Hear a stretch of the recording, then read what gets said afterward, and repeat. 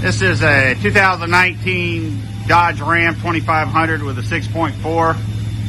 It's all stock right at the moment, single exhaust, no thrills, single pipe off the dual cats. See if we can change it up here in a second. We'll get back to you. Okay, we've got the duals on there now with the 5-inch stainless steel rolled tips, split off of a single chamber V-tube that left it all stock coming off the factory cats. Let's see what it sounds like.